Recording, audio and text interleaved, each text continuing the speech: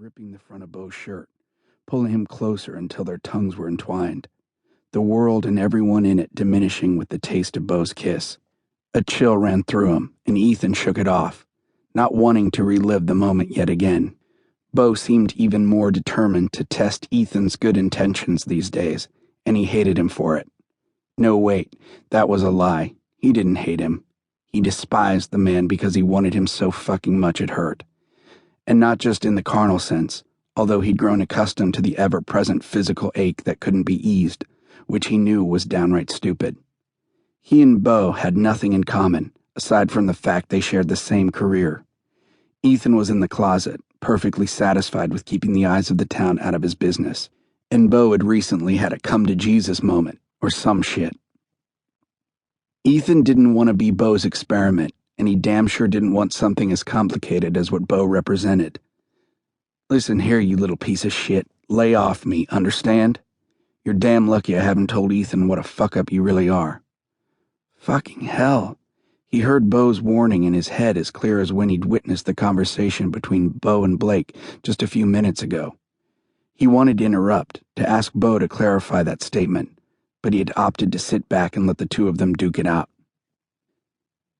As he peered across the large open space, Ethan's gaze landed smack dab on the one man he wanted to avoid tonight. No matter how hard he tried, he couldn't turn away when Beau looked back at him. Beau's gaze was like a heat-seeking missile finding its intended target, because Ethan's blood was boiling with a desperate need to find out what Beau actually had to offer him. Sex. Only sex. It wasn't like it could be anything else, because Ethan didn't want anything more complicated than that. And as far as his life went, sex was complicated enough.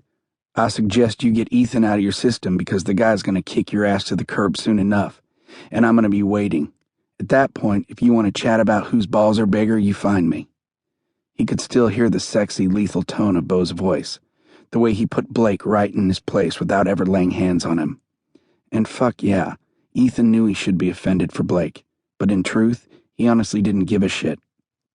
Blake could pick his own battles, and if he wanted to provoke Beau, then that was his business. Ethan had never claimed to be interested in Blake for his intelligence. As it was, their relationship was decidedly less serious than Blake believed it to be, and Ethan knew good and damn well that he wasn't responsible for Blake's misunderstanding of the situation. Hey, babe. Sighing, Ethan took a lengthy swallow of his beer, his eyes still locked with Beau's from across the dimly lit room. Without turning to look at Blake, he said, "Don't call me that." What? You don't usually have a problem with it?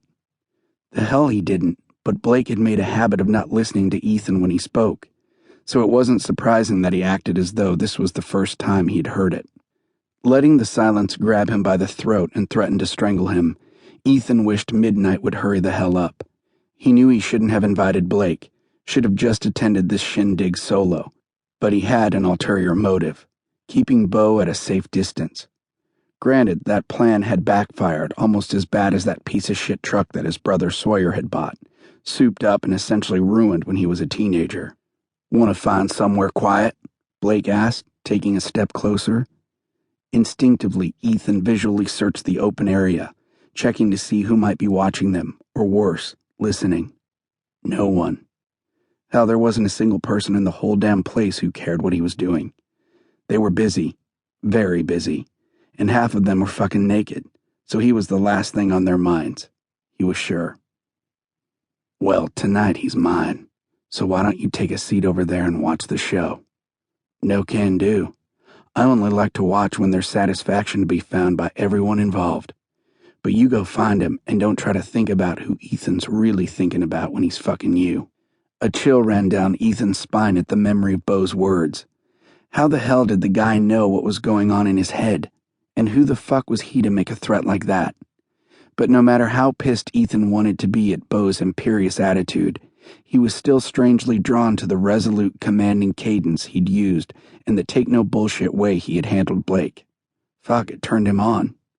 But the truth was, Ethan was there with Blake, not Beau, and it didn't matter how much Beau was baiting him, tempting him to want something he shouldn't. He knew what he needed, or, more accurately, what he didn't need. A simple fuck buddy was worth